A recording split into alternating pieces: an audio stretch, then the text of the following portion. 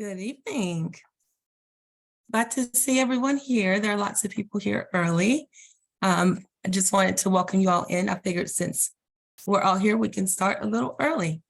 My name is Landa Robinson. I currently serve as a member at large. This is my second year serving as member at large for Georgia TESOL.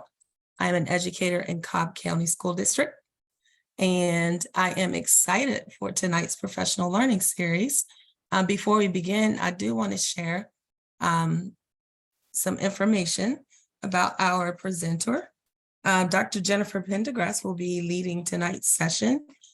She is a phenomenal contributor to the ESOL community and just in Georgia in general. She's an awesome human, and we look forward to hearing what comes out of this conversation this evening. Jennifer, I've made you co-host, so you can share your screen.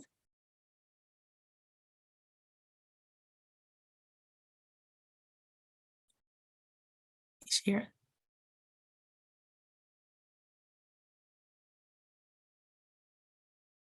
Okay, I'll turn it over to you.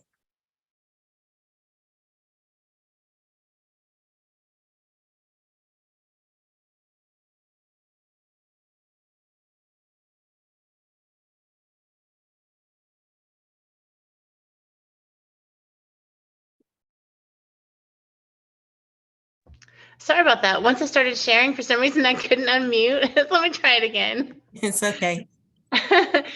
Technology happens. We all understand.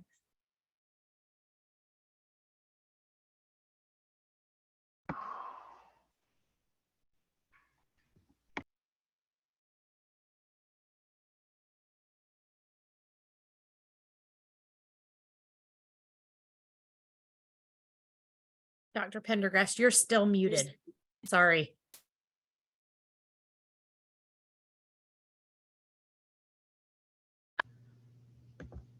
So why, when I start sharing, does it mute me? I've never had that happen before. I don't know what to do. This is very peculiar. If you would like, you want to send it to me and I'll share it. We do that. Thank you. It is very peculiar. Here, hold on just a second. Thank you for your patience, everyone.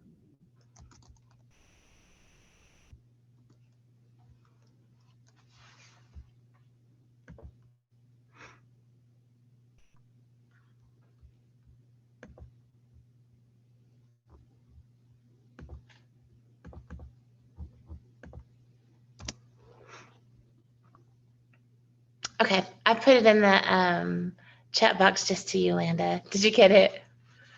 Okay, thank you. I don't know why that was happening, but thank you for alerting me of that, Lauren.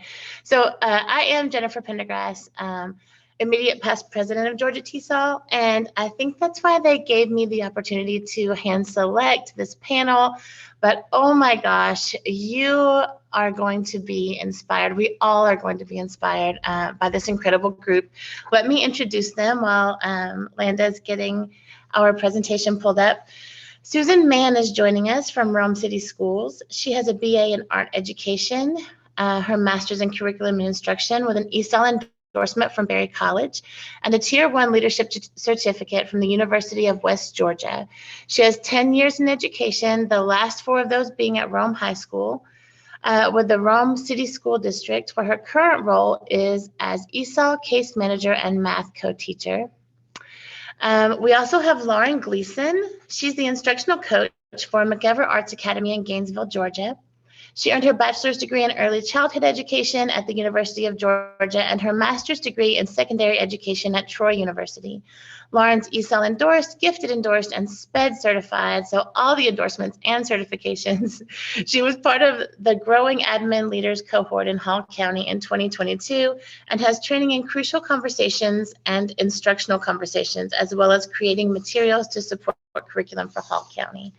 Welcome, Lauren.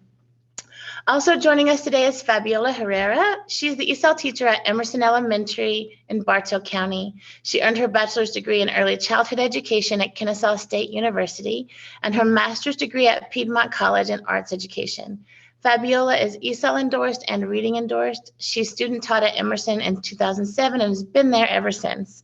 In her 15 years in education, Fabiola has been a third grade teacher, a Title I teacher, and currently is an ESOL teacher. It's imperative to her to be the bridge between school and home for the families that she works with. And we have Tara Thompson joining us today. She's the coordinator for Greene County School System. Her other responsibilities include MTSS and migrant programs. She holds a BA in Spanish with teaching certification from Columbus State University, an MA in Spanish language and culture from La Universidad de Salamanca, and EDS in educational leadership from Columbus State University, and is currently working on her EDD in school improvement from the University of West Georgia. Tara is endorsed in gifted education and certified in ESOL, P12 Spanish, and educational leadership. In her 18 years of public education, she has taught Spanish or ESOL to all grade level clusters and held many leadership roles. What you're going to see as you hear from this elementary teacher, secondary teacher, instructional coach, and coordinator is perspective on sharing access scores with students and families from every direction.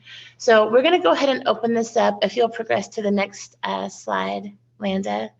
Thank you. And one more, we're going to open this up with Fabiola. Go ahead and take it, Fabiola. Oh, by the way, please go ahead and enter questions in the chat box as we go. At the end, there'll be time for a question and answer. We'll answer all questions then. Thank you. So I'm going to start off by talking about our back to school ESOL night. For the past couple of years, I have planned a back to school ESOL night in Spanish for our families. And I usually plan this event after having the regular back to school night at our school, so I can actually share some of that same information with our families in their native language. During this event, I usually go over essential standards, the expectation for the year, how parents can help their child or their children at home, and then I review how to read their child's access score report that night as well. I have a sample that I go over, and then after the whole group presentation, if parents have questions or concerns, then I'm able to go over those with them about their particular child. During this event, I also remind parents that they have the right to request any parent-teacher conferences that they would like to have during the year. And I like to attend as many of those conferences that I can. And then that gives me another opportunity to share those access scores with parents during those conferences and review them with their teachers. For me, it has been so important to build relationships with both parents and the students that I work with. So I try to invite the parents to the school as much as possible, especially for our Hispanic Heritage Month, or I have another, excuse me.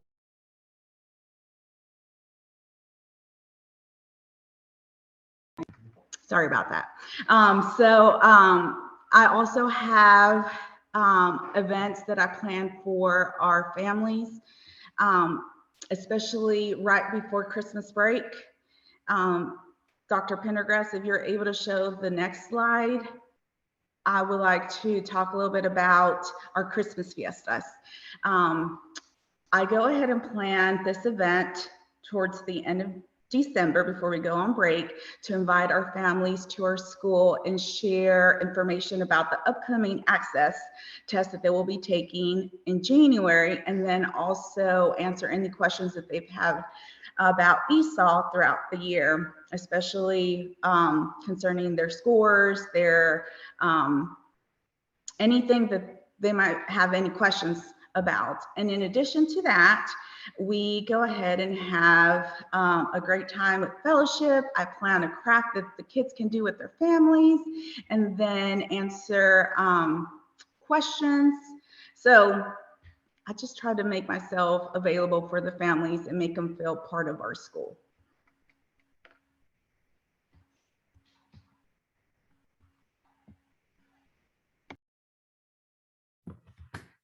Hey guys, my name is Susan Mann and I am at Rome High School. So one of the things that we have started last year was our first year of really celebrating our seniors. We had some amazing honor graduates last year, but we wanted to make sure that we celebrated everyone and just creating a culture of celebrating success. And like when they complete, we do a big celebration at our school, just in general, they get a cord for completing pathways, honor societies. But I really we are going to push it this year, and we created a Google form where they can tell us about all different types of success. So they can tell us, like, are they even going into the workforce, right? Are they going to college? We're asking about their future plans, a memory of them at high school, advice for future students, and just a way, it's a couple purposes. One, it gives us a way to kind of see what their after high school plans are. But another is just creating that, like, every success, them graduating in a non-native language, like, that's a success. I don't know if I could do that at their age with some of the things that they've gone through. Like, it blows my mind. And so one of the cool things about high schoolers is they really like to talk about themselves, but in a way that they know that you're there for them. All right. And it starts with small conversations in the classroom. I've had, like, a kid who I would talk to who's really struggling in a class. And the other day he came up to me and was like, I finally completed that assignment. Right. And so, like, they knew that I wanted to celebrate something that small with them. They know that we're there for the big things too. And that there's, so we've really been working on creating a culture of celebration. And one of the major ways we do that is by celebrating at the end of the year with that group of seniors. So the top picture is a picture of last year's class of 2022, which was just an amazing group. Each group is an amazing group, but that group was an amazing group that kind of started this trend for us. So we actually are having our next celebration with this next group of seniors, and they just like getting together and being together, and they love to again talk about themselves, but they love even more when we light up for them, right? Because we've walked this journey with them. And so it's one of those things where the smallest thing is worth celebrating. We also last year started a celebration with access growths. We were able to pull them out of the classroom, and based on how far they grew depended on like kind of what kind of gift they got from us. So those who exited, we bought Yeti cups. I have a Cricut, so, like, I made a little logo for them. But it was even, like, just getting to come out of class and get a certificate, like, that's a big deal for them. And it kind of validates the test for them, because at the high school age in particular, they kind of become their own cheerleader in a way. Like, they have to find value in it, right? If they're not finding value in the test, they're not going to put the effort into the test. And so a reward at the end, like, it helps, it's like a sticker in kindergarten. It makes a difference. And so, like, even we had our principal last year was great and helped us with donating of, like, candy and t-shirts. And we're not really sure what that's going to truly look like this year, but it can be like simple donations, a certificate. Like, they get excited about that. At the high school age, they get excited of getting permission to get out of class. And so just having that small celebration, again, getting them together and celebrating the success, like, validates that. Next slide. The other thing that we've been a part of is, like, sharing our scores with our teachers. And I have a folder for each of my caseload kids. And each year we share out, each semester, because we're in blocks, we share that folder with our teachers. And it has in it the scores. And I send an email to those teachers as we share those scores. That has not only their accommodations and their graduation plans, but it has kind of a glance at a student. And I give their teachers, even though their teachers have access to elevation, they're not always great about getting onto elevation. And so I created just a quick, like, at a glance, like, here's when they came into country, here's their most recent test scores.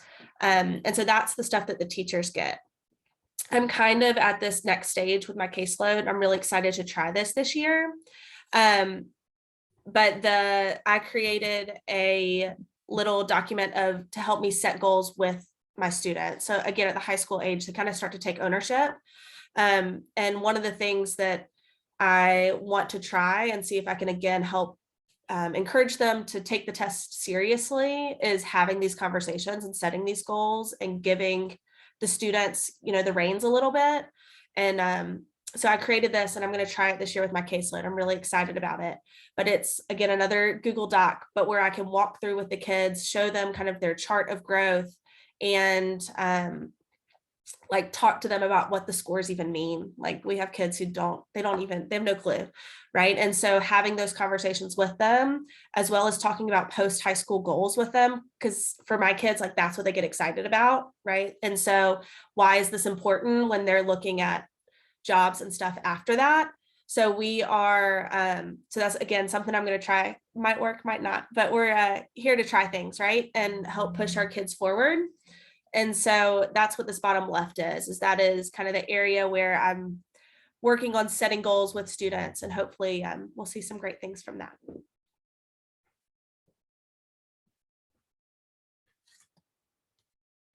Okay, I am Lauren Gleason, and I am in Hall County. This is my 6th year in a Title I school. I did ESOL for 5 years and just fell in love with the whole program, but was trying to figure out what more could we do for our kids. So we started kind of a little program, which it's not anything major, crazy or rocket science, but it was just intentional teaching and making sure that everything that we, excuse me, taught our kids had a speaking, writing, reading, and listening integration. And then we always tried to do something with technology. So we kept that eye in there for integrating technology.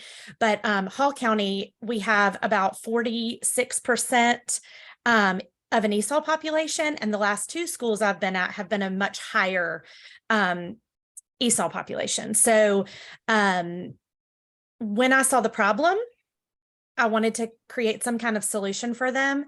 And I wanted the kids to understand their parents may not be able to advocate for them, but I wanted them to realize that they could advocate for themselves and not get stuck in ESOL. One of the biggest things was, if you'll go over to the next slide, I'm sorry, is making sure that they understood. I know this is kind of crazy, but I wanted to have all the ideas out there, just to make sure that they understood what is the test even asking them, and to explain that the access test is just to see how much English you have acquired over the year.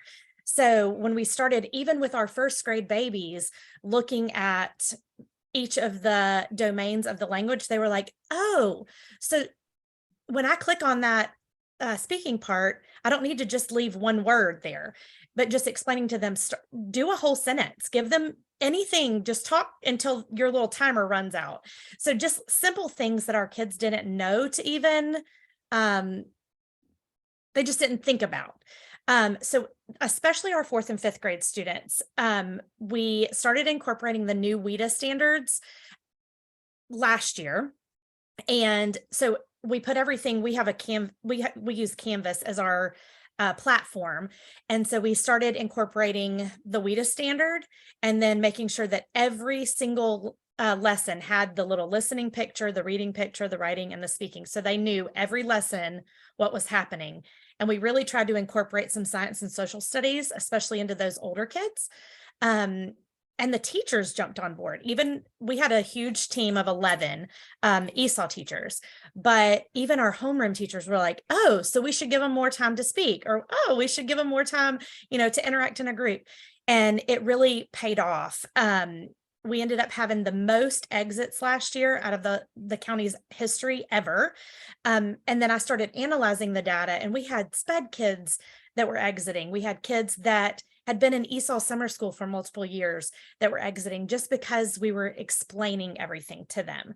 And in the middle, you can see my little Pedro, just being able to show them, okay, this is on a scale of 1 to 6. Obviously you need a 4.3 or higher to exit. And we went through all of that, explaining to the kids just what they needed and letting them be able to come up with some goals themselves. So we talked to them, we got them excited, but the big thing was just being intentional, setting those goals with them, and then at the end, when we had all of these exits, and then we, on top of our 23 clear exits, we had 53 that were our possible exits, that a lot of those ended up exiting also.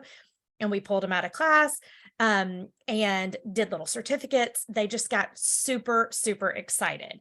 So I was able to bring that with me now. I'm at my new school as the instructional coach, and I was able to bring the swirl concept to share with a whole new team. And they have been using this, and they've been setting goals with the kids. And then as a coach, I've been able to invite the parents in, and each quarter we have done a snack and learn with our parents. So they come in at 8 o'clock in the morning, they drop their kids off, they come in, we have donuts, we've got coffee and juice, and we set up the 5 lesson components, just like we would teach our kids. And we go through and teach them, okay, these are some reading strategies you could use at home. These are math strategies. We did a sources of strength activity just this morning, just helping them to understand when they go over the summer that our kids, the mental health is very important. So just kind of taking the whole child, and our parents have loved it.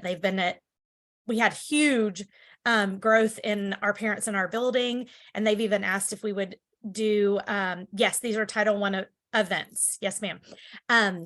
They've asked if we could up it to do 1 a month next year, just to get them in the know, so that they can advocate for their kids. So it's just been really exciting getting our teachers on board, getting our kids on board, and then getting the families involved.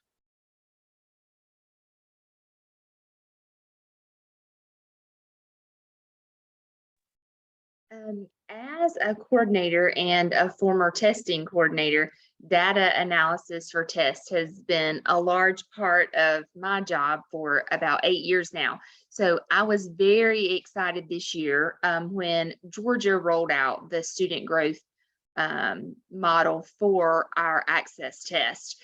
And for those of you who do not know, this is the first year that these are available.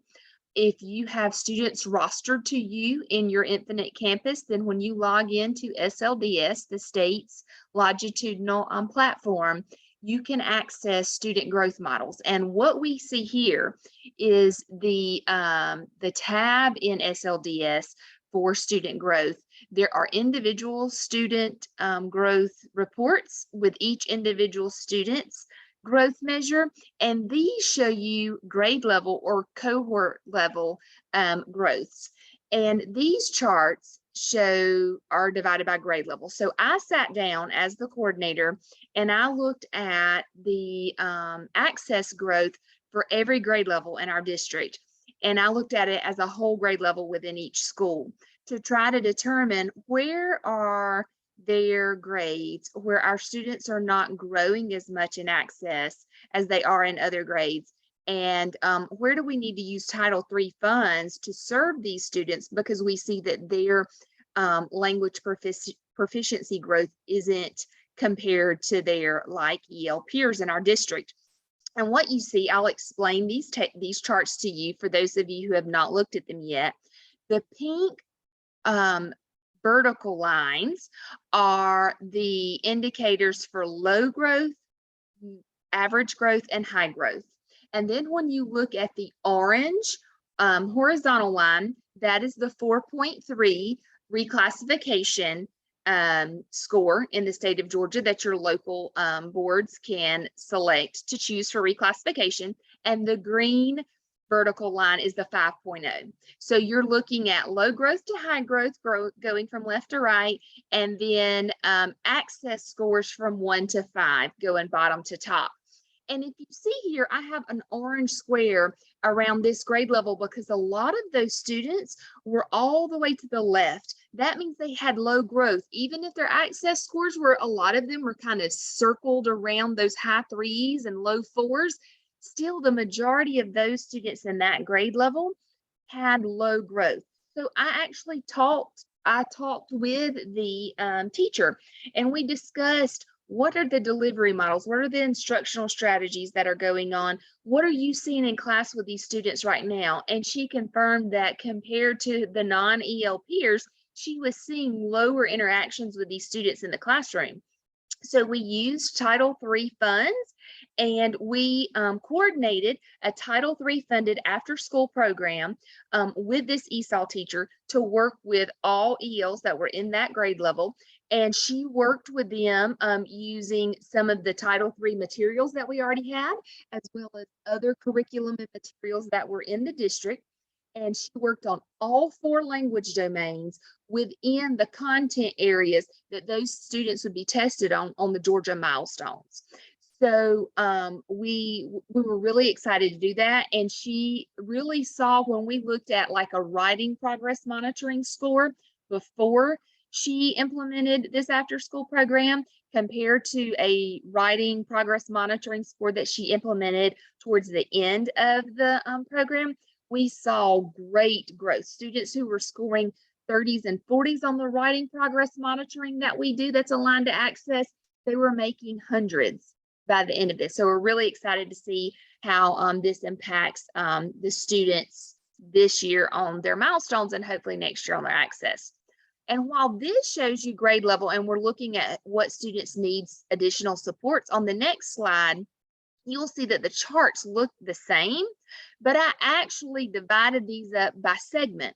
So when you're in SLDS, you can look at the students based on whole grades, or you can look at one segment at a time.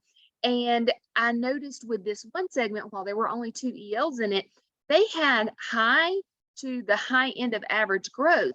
So talking to that teacher, we want to know, what delivery models were you doing that maybe we could use these and do professional development with other teachers so that we can duplicate these results for the other segments in the same grade level. And in this box, just so everyone knows, all of this data is in SLDS for any English learner that is on their 3rd year of taking the Access. All of this data that you are seeing in the charts is historical data. Godot is working to also have an active current dashboard as well. It's just not running yet in SLDS. You can pull individual SGP or student growth percentile scores for each English learner who has one in SLDS by selecting the student, and then you will have a download where you can download that student growth chart. And then these charts that you see here are grade level and segment level comparisons. And at the top of your SLDS link, you will see a tab that says ELSGP. And in the drop-down boxes, you just narrow it down by the grade level, the school, and any segment that you have to analyze that data.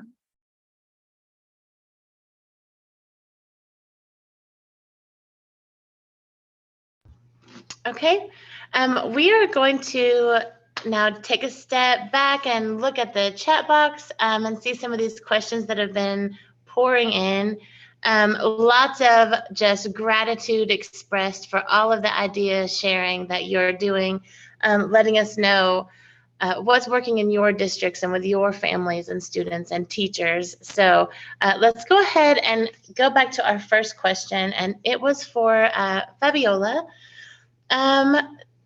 With Arabic speaking students or parents, families, or even with multiple language, if you have multiple languages in your ESOL group, how would you organize an in-person meeting?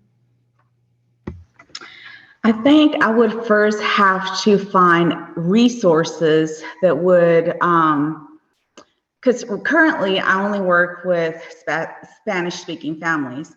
So what I would have to do is find maybe an interpreter that can come to the school for that personal in-person night to be able to share that information with the parents of multiple languages. But since I haven't had that situation occur at Emerson right now, it's just mainly Spanish-speaking families. I know I've had a family that spoke Lao previously, and I would send home information in their home language, but I have never actually had an in-person meeting or presentation that wasn't in Spanish or English.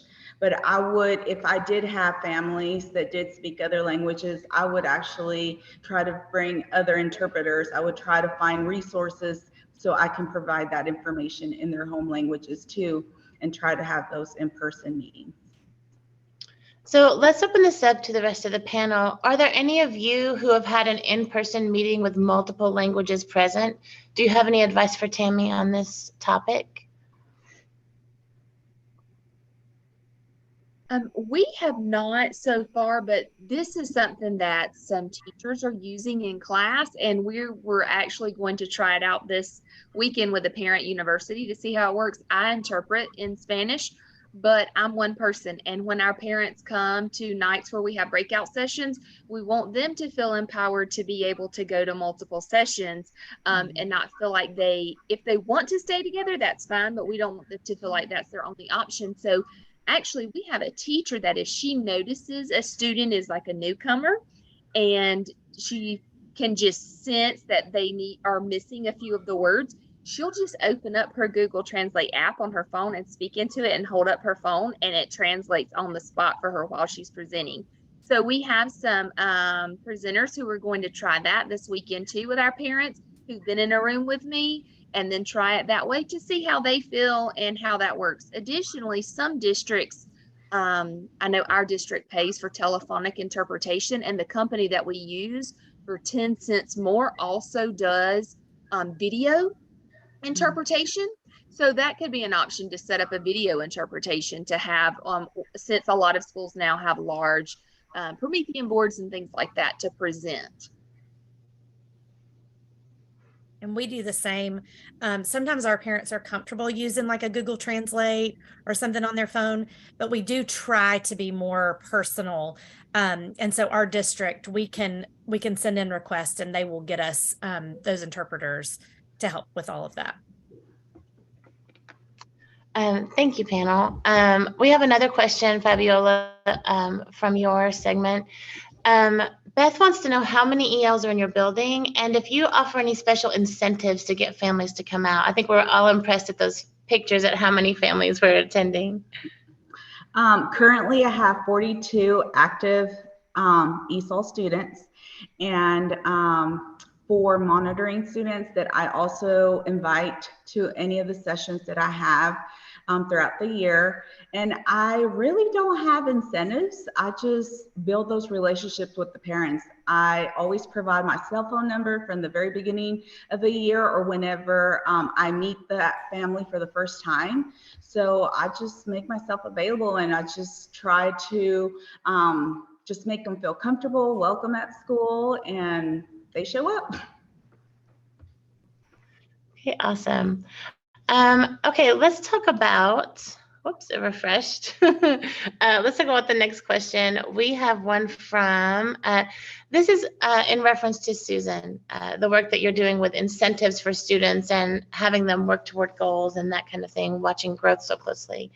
Tammy said that she also shares certificates for access growth and awards that kind of achievement. So you guys have found a commonality there, and I think we're all impressed at the lengths you go to celebrate. Here's a question from Shay. She says, love the idea of making student information more accessible to all teachers who are working with a student. How has that been received by the other teachers? And what has been the impact with students and families? Yeah, so I'm really blessed that at my school it is fairly well received. So I share those folders with the team that is teaching that student at the time. I also kind of hound them politely with lots of emails where they cannot ignore me, or I stop them in the hallway. I'm that teacher. But yeah, so like I'll send that out with a message that says, hey, you're teaching an EL this semester. Congratulations, how exciting. And I let them know that I'm there to help them. And I often share like some quick tools that I already have made. That way they have something. And then when we have progress reports go out, I check my entire caseload. Like I grade check, and if they're failing something, I send an email to the student the teacher that they're failing and say like, hey, Joey, I noticed that you're failing biology. And that way the teacher knows that I'm reaching out to the student and that I'm also holding the student accountable. And then separately, I'll reach out to the teacher, like say I have teacher X who has maybe several students failing, and I'll say, hey, I noticed that student A, B, and C are all seem to be struggling. Would you be willing to meet with me and maybe I can share some resources? Or here's this teacher, this ESOL teacher who works in your department. If you're more comfortable talking to them, like they have, and so I try to give them some options. For the most part, our faculty is super willing to at least sit down with me. They might not do the strategies I give them, but they're at least willing to sit with me. But I have had some amazing responses, and I've had times where like we've really worked with a kid, and then that teacher like will reach out to the student and be like, hey, you need to do this, this, and this, and they'll CC me. And so that way, if I see that kid in the hall, I can be like, hey, I heard you did this. And then like I'll have a teacher reach out and be like, hey, he got caught up. Like, I'm so proud of him. And like I'll go and talk like, congratulations, like you did it. And they get so excited. And again, that's kind of that building that culture of success. Like if we get excited about them passing that assignment, like they're going to come to us with big successes in their life, and they're going to know that we're in their corner. And so it's been really cool to see that. Or like I'll have a conversation with one student who's struggling, like, hey, you need to get caught up on this. And he'll be with his buddy, and his buddy will be like, oh, I'm struggling in this. And so they kind of know that we're here for them, and the teachers know that we're holding the student accountable, that we're not just hounding the teacher, right? And I'm not just putting all the blame on the teacher that this kid is failing. They know that I'm also talking to the student. I'm also talking to the student about how they can be successful, and how my expectation is that they're going to do the work, right? Like I'm going to support them and help them, but my expectation is still on the student for the student to do the work. And I think that helps teachers be more receptive that, okay, she's not just going to like force me to change everything that I'm doing. Like she's going to help support me and support the student. Awesome. This next question is from Leticia, and this one was following Ms. Mann's presentation, looking at growth and talking about students' growth and that kind of thing. But I want to open this up because after that, we had several people talk about setting goals and growth and that kind of thing. So she wants to know, did you purchase the model that you're using to look at student growth or to set goals? If so, where did you purchase it, or was it made? If the attendees to this session wanted to use what you are using to look at growth, would they need to purchase anything, or where could they find it? Yeah, so the like thing that I created to have the conversation with the student that had the little bar graph, as a district we have Elevation, and so Elevation actually creates that. So I was able just to pull that and drag it into that Google Doc. The rest of that Google Doc is something I made that I'm super happy to share with anybody who wants it. I really like the chart more than just the numbers of their scores, because it like they see that like, and they see like, oh, you saw that I did really well 3 years ago and now I'm not doing well, right? And we can have the conversation about like maybe they were in middle school, right? We all know the test is different than it is when they get to high school, and maybe that's the reason. Or maybe we can have real honest conversations about like, are we really giving our best effort during that testing week, right? And why it's important. I did create at the bottom, it's kind of hard to see in the presentation, but a spot about post high school goals, because I think that is the key, at least for the population that I interact with daily. Like they're all excited about what's going to happen 4 years from now. We have kids who like try to convince me that it's a good idea for them to drop out of school so that they can go do those things. And I'm like, no, we're not going to do that if I have any say in it. And so I try to I want to have that conversation with them, because if I can help them with those next steps, I want to, but also so that I can help bring purpose to what we're doing now with what their goal is 4 years from now.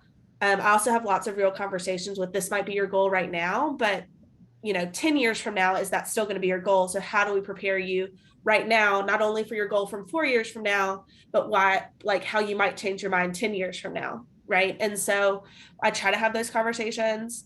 the more real I am about those types of things, the more engaged they get in the conversation. They like to daydream about what their future is going to look like. They do. And so, don't we all? And so I've found that tying those things into conversations, even casual hallway conversations, goes a long way in getting them engaged in what we're doing in the classroom and why grades matter and why access matters. Absolutely. Thank you for being so willing to share your tools too. We all appreciate that. Lauren, Tara, Fabiola, did any of you want to talk about the actual place where you go to either get your growth information or what you use to help students talk through it and where people can find it? Sure, I don't mind sharing. So we have SLDS also, but we also in our platform where we keep grades and all of that, we use Infinite Campus, and all of that information is stored there. All of their previous access scores, all of that information, and then Canvas is where we kind of make sure that we're putting grades in there for our kids. And again, I teach elementary, so they do better, just like Man was saying, with seeing themselves and seeing pictures and hearing. So a lot of times we'll even have them click on like to Canvas, watch something that they spoke about in August. Now it's December. Okay, let's see, have we grown? And we've got kids that started like they're talking in the computer like this, or they're like this. And then at the end, they're like, okay, subscribe to my channel, like at the end. So they can see their own growth, which is awesome. But SLDS it breaks it down beautifully for us. And yeah, it's a Georgia platform, but our Infinite Campus, like they store all of that information there. And that's where I pull it to put on our little cards to share with our kids also for our goals. I also use SLDS, and then this year we started using Elevations. So I get my data from there, and then I share it with the kids, and that's how they set their goals. We go ahead and look at how they've done in previous years, and they go ahead and set their own goals before they take access again that school year. This is our first year using Elevation as well, so it's housed in there and we're using those graphs. But before, when I was an ESOL teacher, I mean, I manually pulled up all my students' historical data from SLDS, and I tried to do 3-year trends, and I sat down with every single student and we wrote a goal for all 4 domains, and we had a check-in point halfway through the year, and then just before or just after access. And I also had each student keep a manila folder. They each had a hang and file folder with 4 separate manila folders, and every assignment that they did, they had to put it in one of those folders, which I mean, now we could use with Canvas. We also have that and have Google, but they had the 4 folders were the 4 domains, and we would pull out those folders. And so when you have a 7th grade girl look at you, and I have her pull out an assignment, and I have her read her goal to me, and then I pulled out an assignment and said, why did I make you do that? And she said, oh, you were trying to make me meet my goal. And we know how 7th grade girls are. Well, those of us who've been in the middle school world know it's everything you think it is and more, for those of you who haven't taught 7th grade. But when a student can look at it and say, oh, that's what you're making me do, or that's what you wanted me to do, that's very powerful. So there's multiple ways to do it, whether you have a platform or whether you take it and do it yourself. I also, as a coordinator, we're very blessed in the state of Georgia. Our ESOL department has charts that just suggestions of ways to analyze your growth for scale score growth, CCRPI band growth, and proficiency level growth. And tomorrow, I have the whole day blocked off because I will be pulling every single one of those for the whole district. I myself sit down with 2 years worth of data, and I manually calculate every single student's scale score growth and their proficiency level growth. And I tally them up and put them in every one of the forms in a Google sheet that the state has, so that we can analyze that as a district leadership team before it even gets up into Elevation. Excellent thoughts all. And I noticed that we're talking about the actual technical side of showing growth and how you do that. So grateful for the amazing Dr. Elizabeth Webb and all her tech tricks in the chat box. So if you missed those, go back and find those. That's excellent advice. I'm going to open this up to any panelist. This is from Joy. Oh, no, sorry. From Tiffany. My computer slipped. Give me 1 second. 5:59. There we go. Okay. At the beginning of the year or whenever you meet with families, you review access scores with them. Do you do that whole group? Do you have small one-on-one meetings where you talk specifically about individual scores? Is anyone conferencing individually, or this is open to anybody who would like to share about that? I will really quickly, just because this is new for us and what I'm planning to do with my caseload specifically, because we haven't really, is when I get the chance to hand out scores, I'm going to try to sit down with my students and really talk about it. I think this will be the first time for some of them that they've had conversations about what these things mean. And then again, when we do continued services and stuff like that in the fall, sit again with them and talk about it. So I'm going to try to have those one-on-ones with every single kid in my caseload, which is 34-ish students.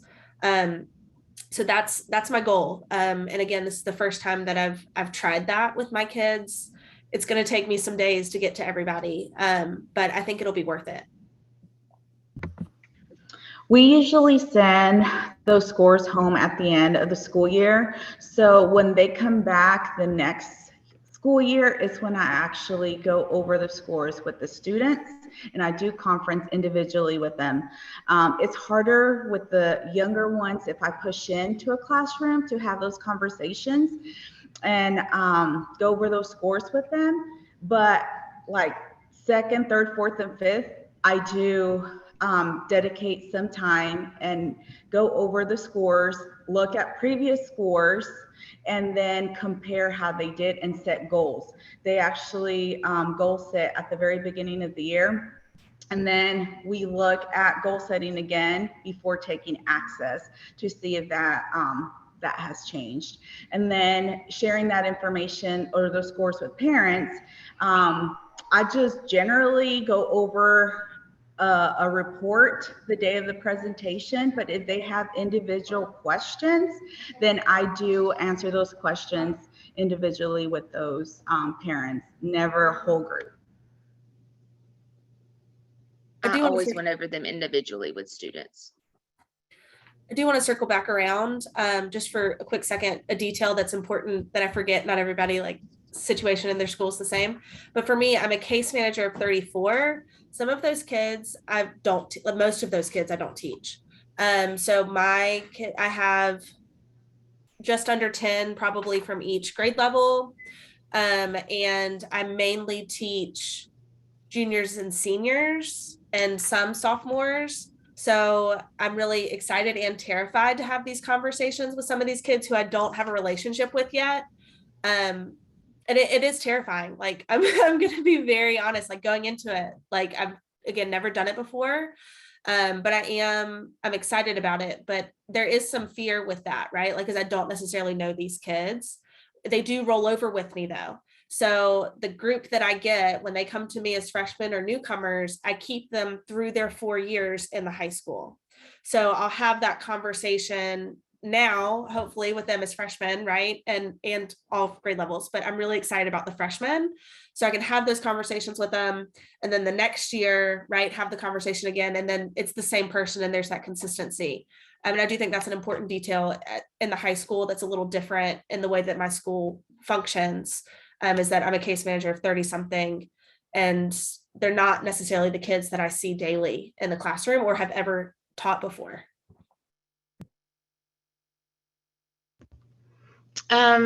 If you're able to follow along with, I know someone said earlier they were driving, so you might have missed the chat box, but if you're able to follow along with the chat box, there is a parallel conversation happening about how Georgia compares to Alabama, which is completely fascinating.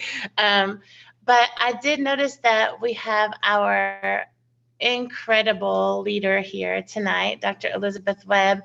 Hello, Dr. Webb.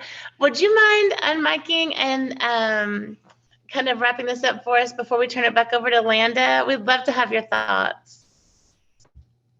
Well, first of all, it's just exciting to hear the great work that's going on around the state and around and across state lines too over in Alabama. Thanks, Tammy, for being here, and those of you who are participating internationally and contributing too with your thoughts on how you've used formative assessment of students to respond and really help them, help address their learning needs. Thank you so much, because the discussion is the same.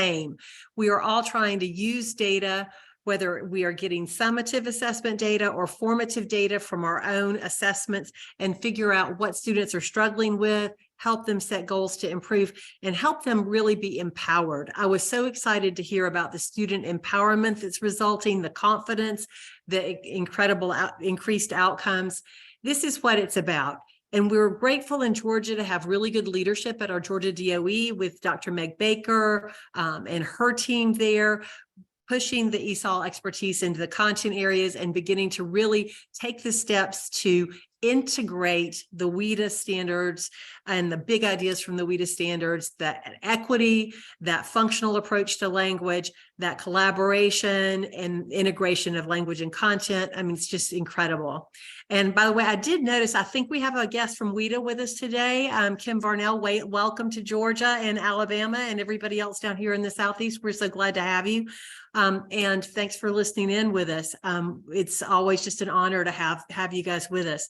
But I'm so proud of the work, and I'm so proud of this panel. And it's just an honor to be a part of the work that's going on in the state. So thank you all so much. I have learned a lot. I know there's a couple of Cobb County educators with me here tonight, and we have listened and learned, and we'll be taking this back, and we'll hopefully be able to come back and share some cool things we're doing. We do have a good data partnership with our folks over in accountability, and I'm going to try to persuade my accountability data guru if she'll share some of her data tricks so that some of you who are having to pull things manually might be able to do them a little quicker. So I'll see if I can work on that. Dr. Pendergrass, may I turn it back to you? Absolutely. Actually, I think we're about ready to wrap up. So unless anyone has anything, any other panelist has something to add, I think we're going to wrap up and turn it back over to Ms. Robinson.